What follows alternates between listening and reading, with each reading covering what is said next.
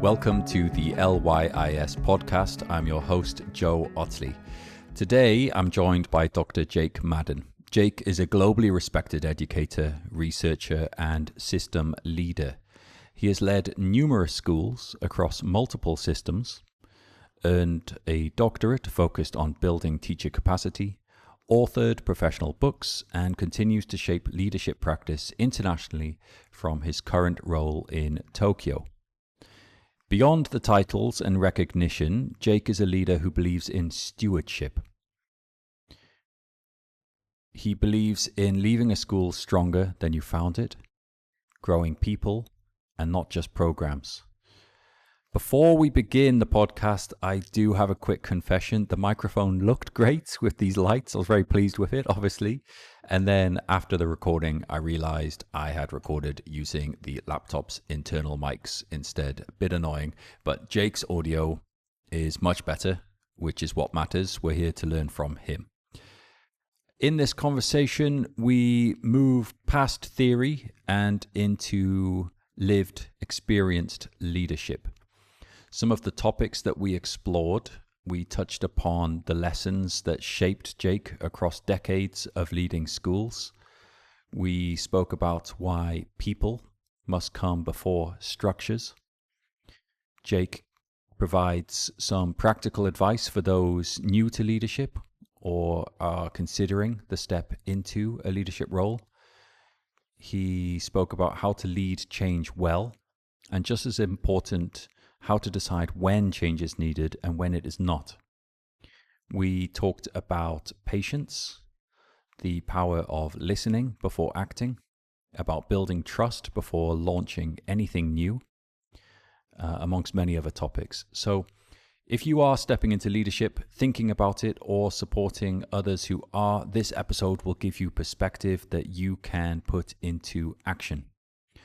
Please enjoy the following conversation with Dr. Jake Madden. So, Jake, thank you very much for joining us on today's episode of LYIS podcast. It's great to have you here. Thank you so much for taking the time out of your busy schedule to chat to me.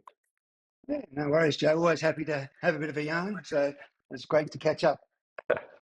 So Jake, if I could dive straight in, you began your career in a small rural school, if my research is correct.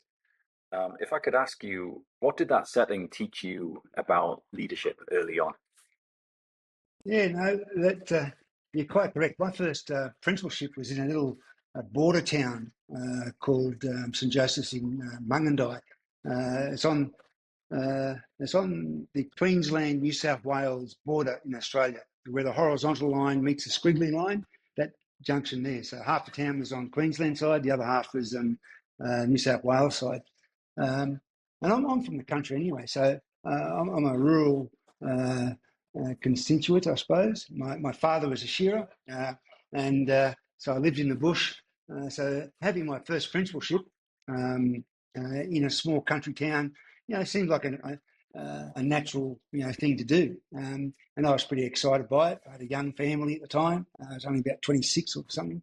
And it was great to be part of, the next iteration of my educational journey or learning journey as a leader.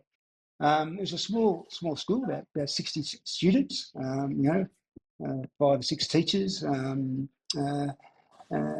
the middle of nowhere, and I loved it. It was a great starting point from a young fellow who thought they knew everything, then starting to deal with a rural small community, where the school becomes a real focal point of the town in terms of community events and community activity. So my leadership grew dramatically, as a young fellow, and it's all about relationships, I suppose, and developing that, getting to know the different families, getting to know the community and such. And I learnt a lot about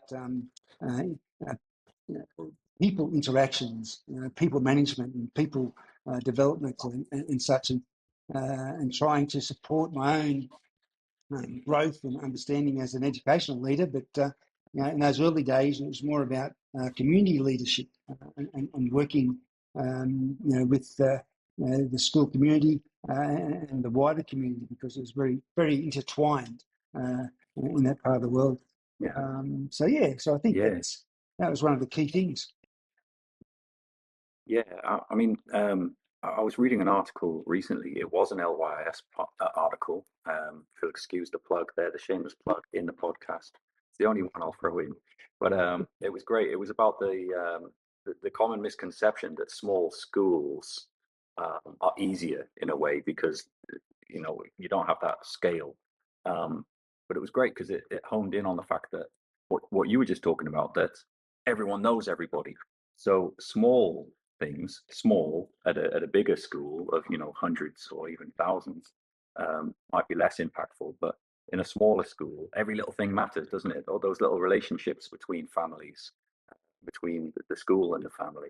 I'm sure that's something that you developed early on and taken with you.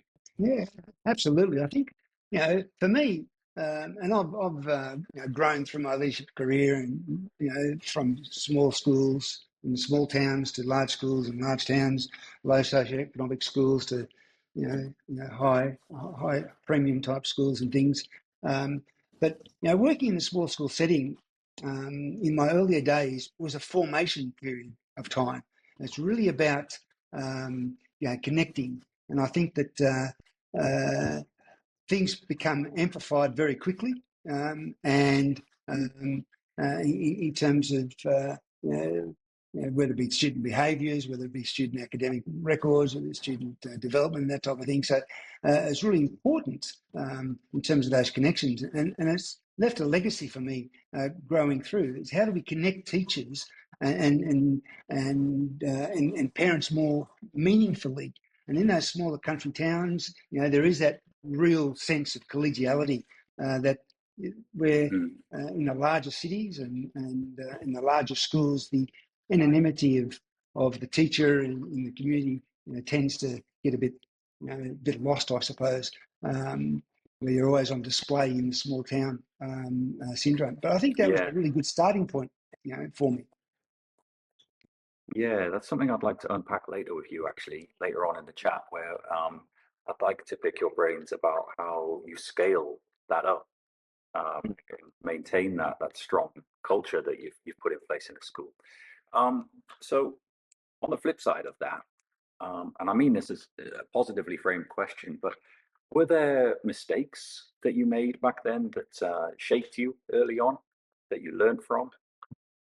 Oh, for sure. I don't think there's many days that in my educational career where mistakes haven't been made. I tend to make more than others. I think, but and I think that's really about trying to to always move forward. Like even in the early days.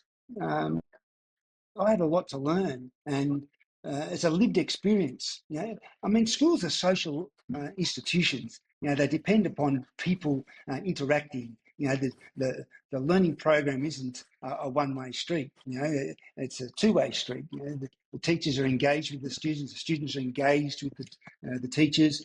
The leaders are engaged with their teachers. The teachers are engaged with their leaders. It's a real important thing.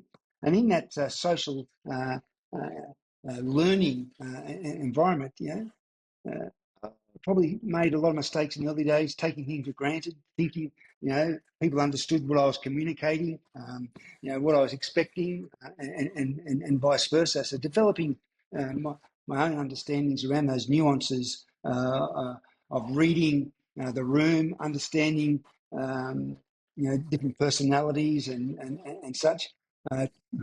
Trying to be a transformative leader or a transactional leader or a situational leader or such, depending on the context, developing those particular traits. I think Mung and I and We War, moving on to Mapai, I think they were good beds for developing those skills.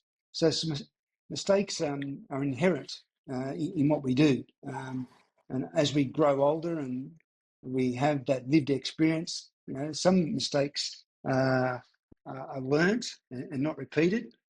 Others are either grown into other areas or such down the track. And as new experiences come to light, and you have to adapt and change and develop your thinking around that. So I think that's just inherent in what we do. And if you're happy to make mistakes, well then, how good's that? Yeah, yeah. No, I really appreciate that response. And obviously, a lot of mistakes or things that go a bit skew-if along the way, they're highly contextual on your school at the time, but they're things that you can reflect on and then learn from, and then develop the skills from those that are transferable to new schools. Um, Jake, was there a particular moment that you could perhaps pinpoint, or a period of time when you realized that leadership is about people more than systems? Um, I think I think that ultimately my uh, my thinking around systems and structures come into play when I was in Mackay. We introduced it was when Bill Spadey, I think, was coming out with this whole outcome-based education arrangement, and we're learning to put learning outcomes together and coming up with themes and developing our own school-based curricula, school-based documentation around that. And I was, building, with the leader of pedagogy at the time, this a new learning framework for the school, and that was very structured and connected, scaffolded from kindergarten to grade 7 at the time in Queensland. And I suppose the learning I got out of that, besides getting the scaffolded core skills and things in place across the thematic pillars, was that you can't impose things on people. You can't say, well, here is the learning outcomes, and here is the structure, and here is in place. Off you go and do it. I learned from an early day that you needed to bring people along and to explain. You spend like the carpenter. You measure twice, cut once. You work with the teachers. You bring them along. You explain. You develop their understanding and such, and then you create. And I think that's a key learning that came out of the Mackay years with regards to trying to be more personable. Incidentally, during that time, I was doing my doctorate, which was around the relationship between the principal and the teacher leader, I called it at the time, and how we nurture student learning. And that one of the key foundations out of that research was around the use of teacher knowledge, the use of the teacher lived experience, to inform the system of the school and bringing that together. And then that sort of stuck with me as I developed different things in different schools over the years. Understanding your teachers, understanding how they operate and work, and what they bring to the table, their own nuances and such. Collectively, you can actually create something strong, like a curriculum program or behaviour development program or whatever be the case. But if you impose that and say, here it is, I think it's much harder to do so. Yeah, that prescriptive approach of this is how we do it and this is what we expect, and then hoping somehow that people will fall into alignment with it. It's really not the right approach, is it? As you've discussed there, we're focused on people and relationships between people, and if there's no, I know the term buy-in gets used a lot, but if there's no genuine alignment between a teacher's approach to education and the school system that they find themselves within, it's not going to gel very well, is it? It needs to be a natural thing. It needs to be, as you so clearly defined it needs to be a framework within which the teachers have a certain level of autonomy and freedom to operate within, rather than just we do this because this is what the principal said. Yeah. But I think those days have grown. I've been doing this for many years, and in the early days, things were very prescriptive. Like you welcome the teacher into grade 3 and say, welcome to grade 3. Here is your science curriculum. Here are your 10 lessons. Here are, it's all provided.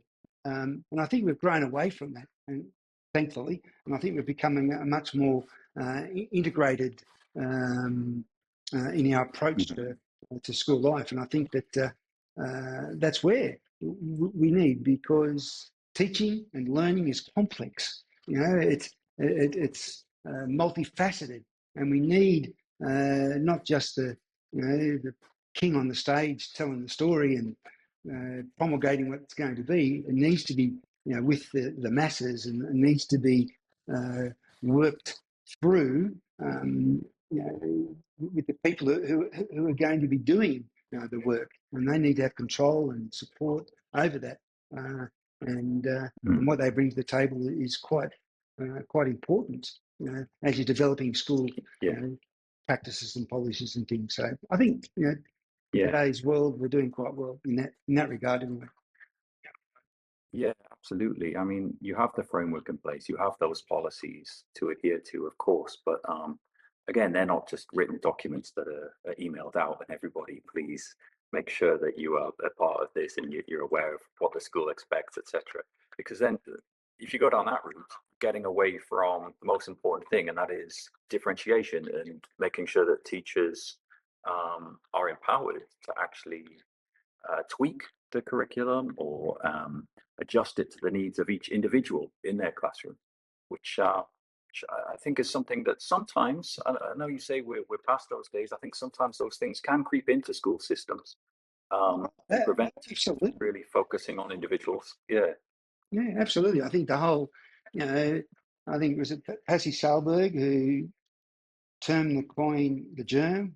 Every school is, every system is being reformed in some facet, and then all of a sudden we moved through this whole standardization, this high stakes assessment type arrangements, and then we started to become more uniform. So I appreciate that. I think that's a good point, but I think the most successful schools are able to navigate their way through that and provide the opportunity.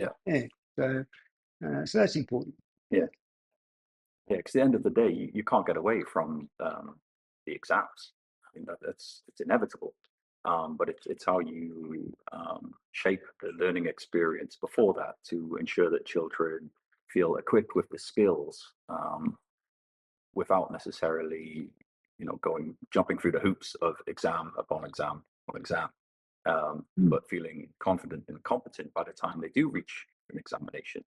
That actually it's just an opportunity to showcase their knowledge and their understanding, rather than just going along with the system that's in place. So I'm going to change tack a little bit, and Jake, I'd like to lean into your experience and expertise, and something that I like to talk about on this podcast is the angle is giving advice to people who are perhaps aspiring leaders, or they're in their first year or first semester even of leadership, and getting advice from someone like you, I think is invaluable, really.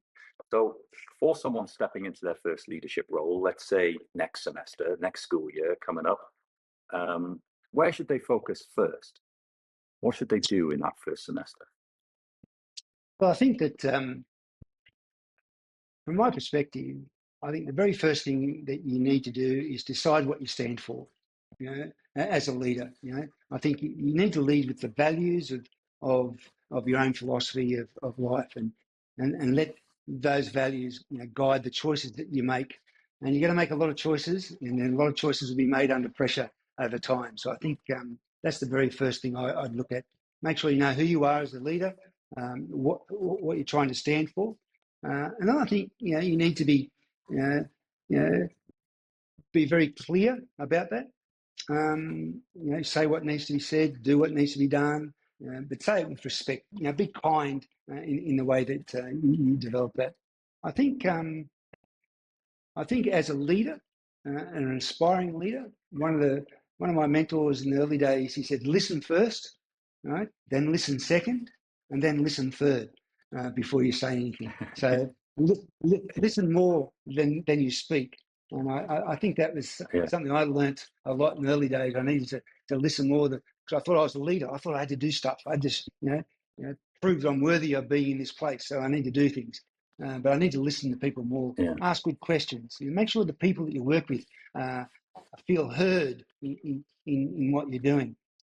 As an aspiring leader, I think you need to be humble, but you need to own your mistakes very quickly. You've got to say right from day one, I got this wrong, my mistake.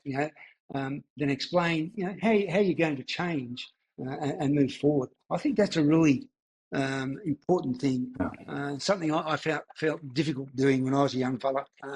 Because I thought it was weakness. I thought it showed that I wasn't Right. cut out for it. So I had to do that.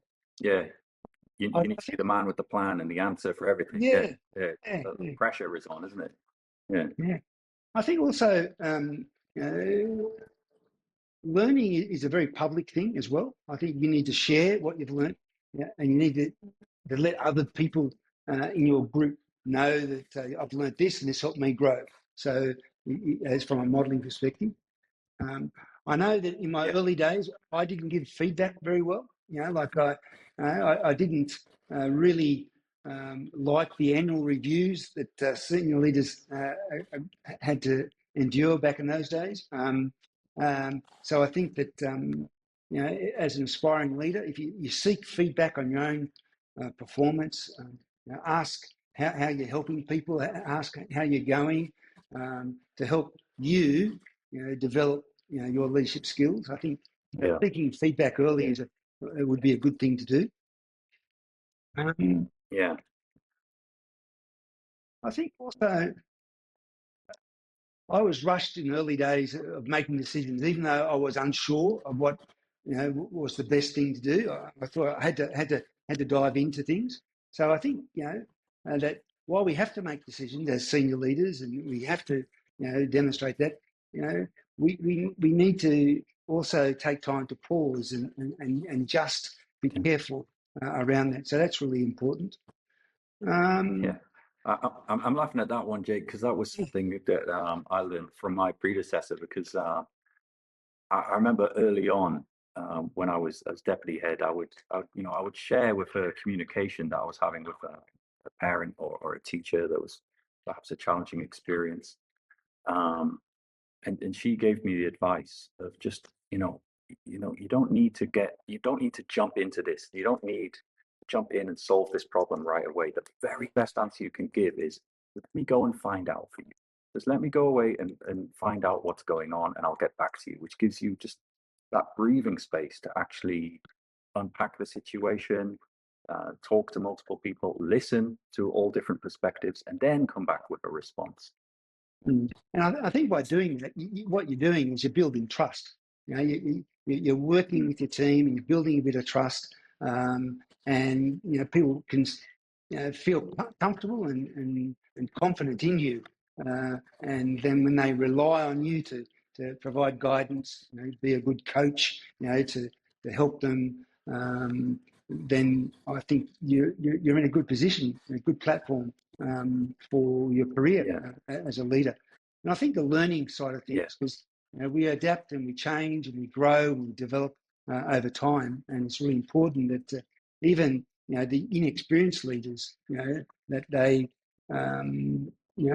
always, I think, keep going back to the basics, and keeping things stable. Be reliable, be clear in what you're trying to communicate. Always be fair. Try and avoid that bias that we have for the early adopter or the reluctant person, the teacher in the corner, or the fellow who doesn't hand his working on time. You've got to be fair to all. I think that's really important. Yeah, consistent with that. Yeah, precisely.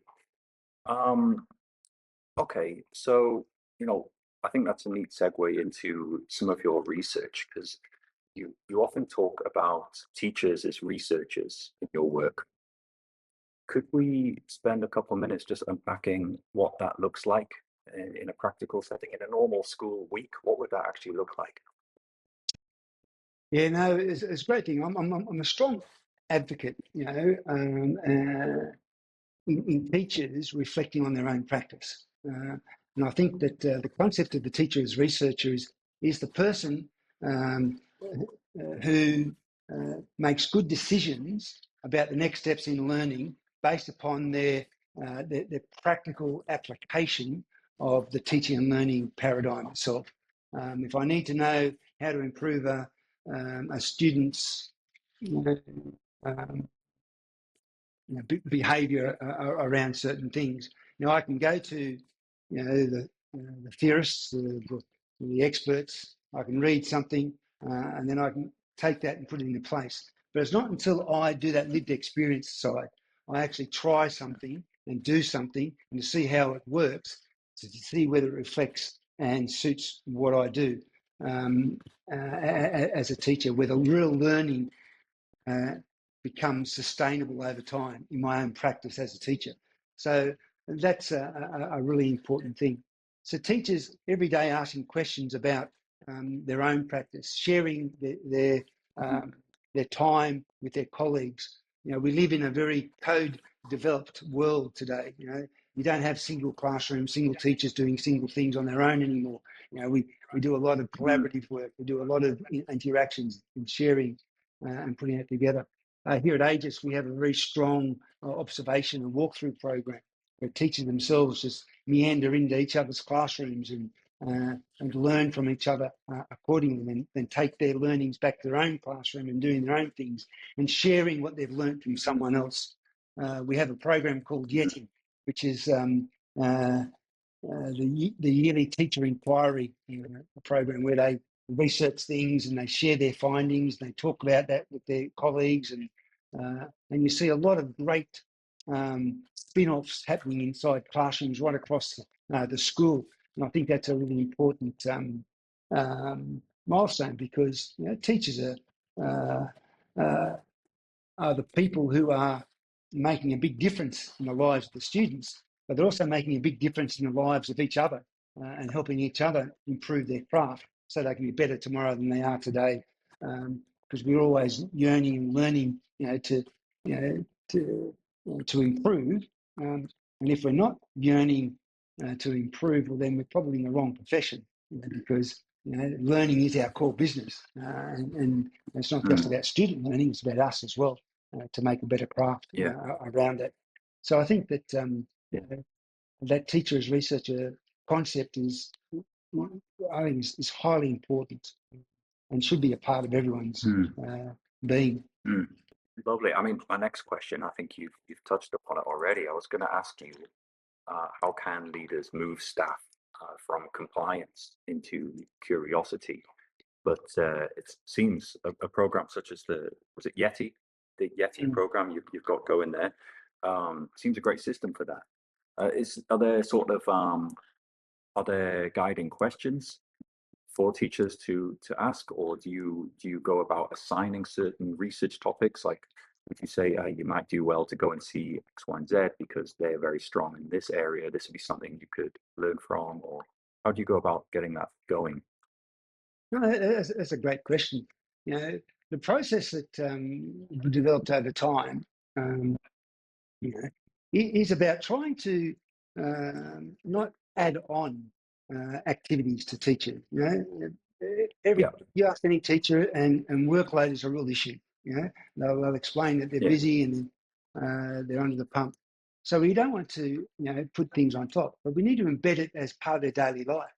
And so, if just as a quick framework, we start the academic year, as all schools do, with goals. Teachers have their one-to-ones with their direct reports, I suppose, and coordinators and things. So, well, this academic year, I'm going to be focusing on these three, goals. One's a personal, one's a professional, one's a school goal type thing. And then they say, well, there's a reason why these teachers choose a goal, right?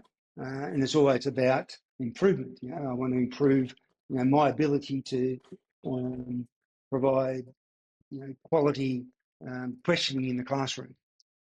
So once you've got your goals, then you say, well, how am I going to improve that? What's my next steps around that? And then you go out and say, well, what do I know about it? And what does the literature tell me? What do my colleagues know about good questioning in classrooms? And how do I gain from that? And so you're developing a bit of a base of knowledge and understanding about what good questioning is, closed questioning, open-ended questions, short, long, all sorts of things. And then you say, okay, now I've got that sort of knowledge base I've learned from my colleagues and friends, what is it that I need to do about this goal? What I'm putting into place? And then we develop some strategies and say, okay, well, I'm going to do X, Y, and Z in my first 6 weeks of this unit of work. These are the key styles of questions I'm going to use and that. And then you implement that. And then you have a post-reflection on that. And then you make a judgment, say, well, that worked, that didn't work, why it worked, why it didn't work, and move forward. So there's no real sense of you must have these 5 questions. It's really about starting with your goal set to start with. And what teachers do at the end of the academic year, or when they're finishing their performance review, they're reflecting on their learning, reflecting on their actions. They've got concrete data around that. They've got things that they can share to say, well, yeah, I learned a lot about questioning this year, and here's all my data, and here's all my actions, and here's the results of those things. And then I can share that with my colleagues. And if you've got a school of 20 teachers, and 20 teachers are doing 20 different focal research activities, you've got 20 things that you can share. All of a sudden, your school is much richer as a result of that. And that's anyway. That's probably a simple overview of how you can embed it pretty simply into the school. Yeah, I mean, essentially what that is the inquiry-based approach, isn't it? It's what you'd hope to see in a PYP school, or well, any school really. It's common sense. It's a great way to approach learning and teaching, and I say it that way around on purpose. But I think that it has the added effect there that you touched upon at the end. There was the PD opportunities that provides, because as we all know, quite often the best form of PD is when it's highly contextual, and it's based on your school, your school's culture. And if you've got multiple people going off in different strands and examining different aspects of your school, that can only benefit every single child in the building. I think that's a fantastic approach. And I think it works really well, because at the end of the day, as we're looking to help, and we talk about leaders now being instructional coaches, and you have that coaching, mentoring, and feedback sort of concept happening in schools. Having the teacher as researcher concept in place, you actually have the foundation for sharing professional learning. And that's what it's about. Teachers are experts in their trade. They've got things to share. And that someone's struggling with questioning, or they're struggling with behaviour management, or they're struggling with formative assessment, or struggling with feedback, or having difficulty working with parents and such. And you've got experts in your school who've got very good data and such that they've used, and they can share that with each other. Well, your school's got to be richer for it. Yeah, it's really powerful, an amazing tool, and also it's incredibly beneficial to an individual CV, isn't it? Or, those skills that they can actually quantify, that they've got data to back up what they did, so that they feel at the end of a semester or the end of a school year, that they feel successful.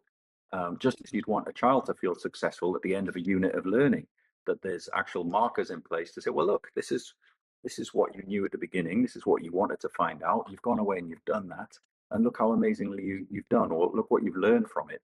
I think it's a fantastic thing that we could go on and on about. I think in a separate podcast. It's a great topic. Sure.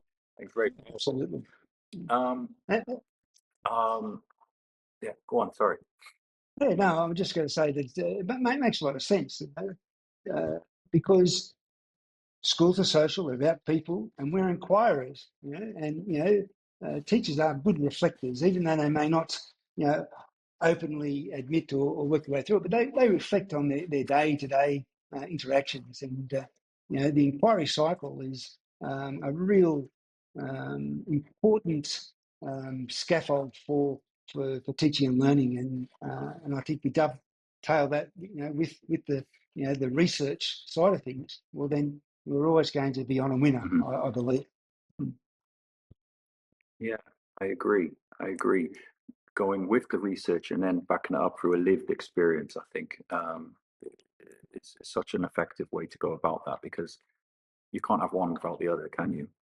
You need to have that research, but then research by itself, it might not make any sense to an individual. Well, I can't see that working in my school or in my class with little Timmy in my class, for example. But then go and find out and see if it works, and then adjust it and make it your own. Own it. Jake, you've led multiple schools through change many times. So I'd like to ask you, what makes change really stick in place? I think, for me, at the end of the day, if it's not meaningful to the individual, it's not going to be sustainable. As I said, in my early days, I developed structures. So here's our new behaviour management policy, and this is what we're going to do. I think the change cycle begins with a need, begins with the desire from the school or the teachers involved, to do something different. If there's no desire, we just keep doing what we're doing. It's really important that we have good meaning for that. And if we can work collectively to resolve, the issue and put something in place, well, then it's more likely, to stick, to the teachers and become sustainable down the track. I always find it hard that when the hierarchy says, "Okay, here's a change. This is what you need to do," and then you have to implement it, and then it's out of your control, out of your hands. It seems like there's a period of time where schools were beholden to every single ailment in the community or in society. We have an issue with magpies, so all of a sudden there's magpie education. You've got to teach this, etc. And then you've got to implement something that you have no real control over. So I think for me, for change to be successful, it's got to come from the grassroots. It's got to address something that we all want to improve upon, and then we all collectively put that into place to see it through. So it's not a hand-me-down. It's something that's sort of organically grown and developed from within. Yeah, I couldn't agree more with that sentiment. I mean, we as social animals, we learn best through social interactions, but also I would argue we learn best through necessity. When if it's like going back to the theory versus the lived experience thing. I remember trying to learn Chinese before I lived in China, and it just didn't stick because there was no need for it. I didn't need those skills, as it were. I couldn't envision how I would actually use them on a daily basis. But then when you get to China and you need a haircut or you need to order food and you don't want to just point at a menu, that's when you learn, right? So, yeah, not to say to be thrown in at the deep end with learning, but I think there's a lot to be said for what you're talking about there about a genuine need to learn something, and we're learning it because it's going to benefit our school community. So whether it's a magpie problem, that might not be a problem in your school. It's one outside. So is there really any incentive to learn about this? Maybe not. And now obviously it's AI being the big one, or the use of screens at home and things like that. There's things that we should address and we can address, but then it's about picking apart which ones are actually beneficial and which ones are useful for our children to learn about, rather than just imposing them upon the children because it's deemed by someone that this is something we need to look at? Yeah, I think that all change is contextual, isn't it? If you want things Yeah, to be yeah, really important, first of all, I think you've got to define that change.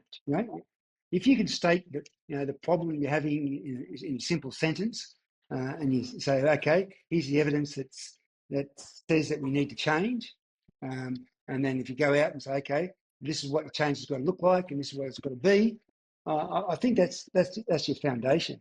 And then once you do that, I think I think once you have some key success indicators, like if we're going to be different in the way we manage behaviour, what does that look like?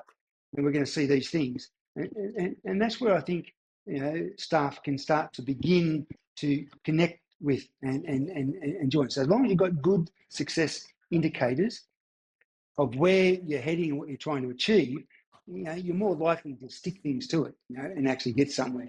Um, and I've always said, if the change is going to take place, the people who's going to be affected by it need to be involved with that decision-making process. And if they're not involved, well, then they're not going to implement it really, successfully. They're not going to take control and put it together. So I think that's really important. That whole co-design mechanism is necessary. yeah. And Jake, that takes me to the next topic, and it is connected to that, because if you're coming into a school and you're encouraging change, and you're going about that by finding out what do we need to change, rather than just coming in saying we need to change this. Yeah. Something you write about and speak about is stewardship. So I think that's a neat segue into that. What does that mean in practice? And how do you know you're leaving a school better than you found it, and putting in place a system that keeps going after you've moved on to another school, for example? Yeah. Thanks for that. I think the most important thing for us as leaders is that we inherit. I'm not sure founding a school, but even so, but we inherit the work and the blood, sweat, and tears of our predecessors, right? So we've got to take Yeah, responsibility, for our moment to honour and acknowledge what's gone before us, to get it to where we are now. And I think once we take that responsibility, you become a very strong steward when you use the resources at your fingertips, and that you work towards the longevity to the the interest of the organisation down the track, because ultimately it's not my school. I don't own it. I'm here to yeah, leave it in a better place from when I found it, yeah, or take it to that next level. And so we need to to care about the people, and the organisation as a whole. And I think that's what good leaders do. And I think as long as we're making good, fair decisions for the students and the staff, if we're safeguarding their time, we're looking after well-being, we're looking after learning conditions, we're looking after all that life. We're fiscally responsible, we're using good school resources properly. Well, then what we're doing is strengthening the culture of the school, and we're growing development as we go forward. And I think that's a really important legacy to leave behind. yeah, absolutely. I mean, I love the fact that you refer to school leadership as stewardship. The very idea that it's not your school. It's not. It belongs to, if anyone, if it's going to belong to someone, it's the children in the school at that time. But that student body is going to change as well, and no one can predict the future. Um, in general, never mind the future of a school. Who knows? Especially in international education, sometimes that can be a tricky one to navigate and predict future pitfalls of how a school system might work in a certain country. But yeah, what you're doing there is putting the work in to make sure that there's empowerment for teachers. There's that strong culture a really strong foundation of culture that you can envision growing and changing, and respecting the fact that someone might come in, or they will come in after you've moved on, and it's everything that's been put in place is strong enough that it doesn't need to be completely reworked. It might be tweaked and changed along the way, but it doesn't belong to anybody. No, but I think ultimately, as I said earlier, you inherit, the moment that you walk into the school, and then you make good judgments. Good leadership looks at reasons why things are in place. Why is the garbage bin sitting there and not over there? You understand Right. the reasons for those things, and once you understand the reasons, then you can start to build, your contribution, to the improvement cycle. And I think that's really an important consideration in the early days. That's why we have things like, the 100 days of learning and listening. Why new leaders always go about, talking and having one-to-ones with all the staff, and getting a feel and getting a sense of what's happening and why it's happening and such. And then, good leadership is all about digesting that and then creating it. Then they sit back and say, okay, now that I've heard all this, I'm now thinking this is the direction that I can lead this school. And then, of course, you talk about, governance, and the boards and things. They say, we want this, we want that. So, and you're marrying that into, doing what you think is the correct, and the right thing to do accordingly. And I really believe that, if you focus on that and you wander down that path, that you will, just by virtue of the work that you do, leave it in a better place, because the foundations of what your future plans or strategic directions that you bring to the table are based upon something solid. And you're not coming in saying, okay, well, I'm a whole language expert, so all we're doing now is whole language, so that's what we're doing. I don't think those type of leaders last very long. At my previous school, Yeah, that's right. Yeah. So you've got to be contextualized. Yeah, you don't want to apply, and then there's many layers to that, isn't there? There's the cultural aspect as well. What might work in one school would not work at the one 500 meters down the road. Never mind when you look at international education, what might work in Australia or the UK or in Japan would not work in China or Vietnam. I mean, they all have their own unique culture in place, the culture of the school, but then also the wider context of where that school is and the people that you are serving at that school. Okay, Jake, I honestly, I'm going to get you on for another podcast, I think, because I'm aware I've taken up a lot of your time today, but there's so much more I could talk to you about. If I could kind of round off the podcast,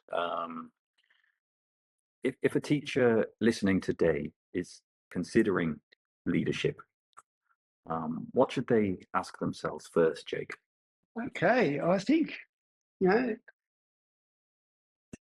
for me, the very first thing that I want to know from my aspiring leaders, if they want to step into leadership, is motivation. Why are you wanting to move into this particular important category of school life? Because all schools need leaders. We need people who are going to influence and direct and guide and support. But you need to know the motivations behind it, because I think at the end of the day, if I am moving into that stage, I want to be clear about my reasoning, because I think one of the days where I've been in the school for 15 years as a vice principal, it's now my turn to be the principal.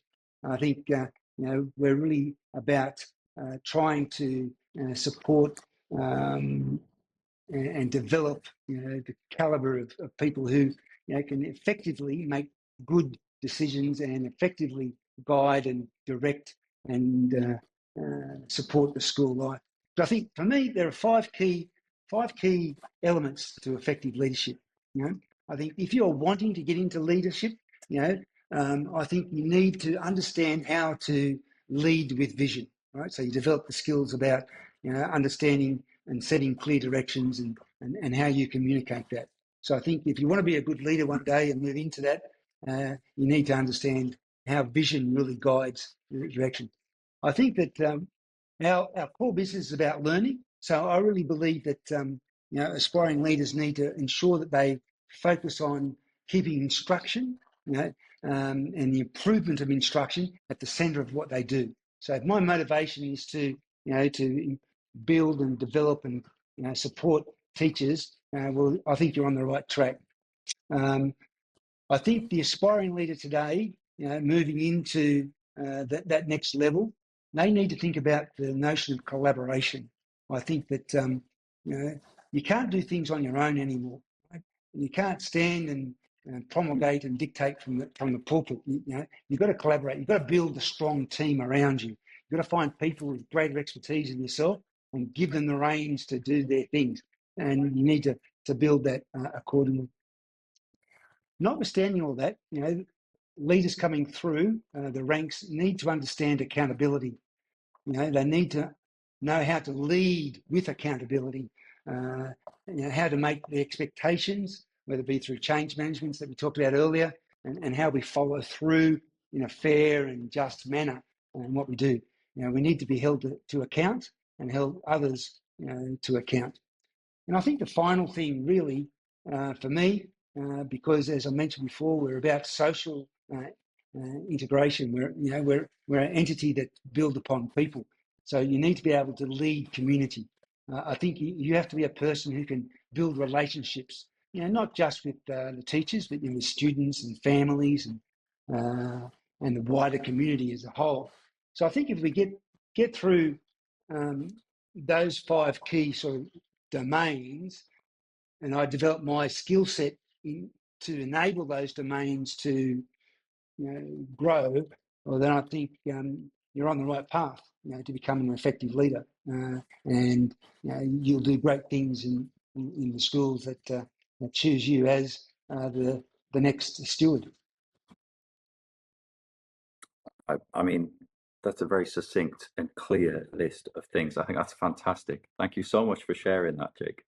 I really like that you talk about collaboration rather than delegation. I think you've picked your words very carefully there.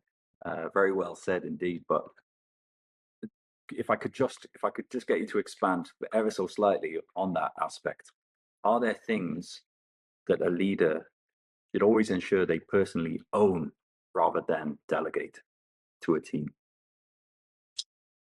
I'm not certain there are key elements in that. I think that every school has its own nuances. Every team that you have their strengths and weaknesses, things they're really good at, things they're working on. So I think the effective leader is the person who's able to understand what is relevant to each individual and how to provide the appropriate support for them. With that saying, okay, you're really good at spreadsheets and things. I want you to project manage this aspect of our school life, and you delegate that to them accordingly. Whereas you wouldn't give it to this other teacher, other middle leader, because they haven't got that skill set. So I think that's the key facet of being an effective leader, is to be able to understand those different nuances and work your way through that through trial and error. I've certainly given people opportunity over the years and it's failed miserably, and I reflect upon it. I thought, oh, I knew that wasn't going to work, but I still went ahead and asked them to take control of that policy development or whatever it was at the time. So I think it's still a trial and error type process, but lived experience helps us grow through our leadership through the years, and with that helps us make good, strong decisions down the track. And I think if we are making decisions on based upon good information, helps us create good directions, and keep doing the right things at the right time, we'll continue to grow and develop and get the results that we need. Jake, that was a fantastic conversation. Like I said earlier, I could go into each of those topics in a great amount of detail with you. You've got so much to share. hopefully you are available again for another chat. We could unpack one of those or another topic. Yeah, absolutely. How can people connect with you, Jake? How can they follow your work? It's time for the little plug at the end to share your website, your blog, your LinkedIn. How can For people sure, find you, Jake? for sure. Well, Joe, it's been a pleasure. It's been great having a conversation. I think that It's been great. one of the pleasures of leadership is that you get the opportunity to to talk to people and listen and learn Yeah, from them. I've learned from many great yeah, people over the years, and I suppose I'm getting to the stage of my own career where I'm really wanting to share and to give back. And if people want to connect with me, I'm more than happy to do so. I always like a good chat and have a bit of a yarn about things. Um, People can follow me, obviously, through LinkedIn. I do have a website which is Jake-Madden at Jake-Madden.com. I mean, you can Google me, and hopefully something nice will turn up. But yeah, I'm always happy to have a yarn if anybody wants to reach out. If there's something I can do to help, whether it be through the Teacher as Researcher program or the contemporary teacher learning model, which I have, or just to have a virtual coffee over something, I'm more than happy to do so. And I do appreciate your time and the opportunity to have this quick discussion today. Oh, thank you, Jake. No, that's precisely why I signed up when I was asked if I was interested in doing this podcast, and it was for many of those reasons that you've outlined there. That it's an opportunity to learn and to learn from the experience and expertise of others. As someone who is relatively new to the role, I think it's worth its weight in gold to be able to just have a chat with someone such as yourself and someone who's so keen to share what you've learned over the years. Um, and yeah, I've thoroughly enjoyed it. Thank you so much. Thank you so much Yeah, for your time today. you're more than welcome, Joe. It's been a pleasure. Keep up good work. I look forward to catching up soon. Cheers, Jake. Thank you. Cheers, mate. Bye.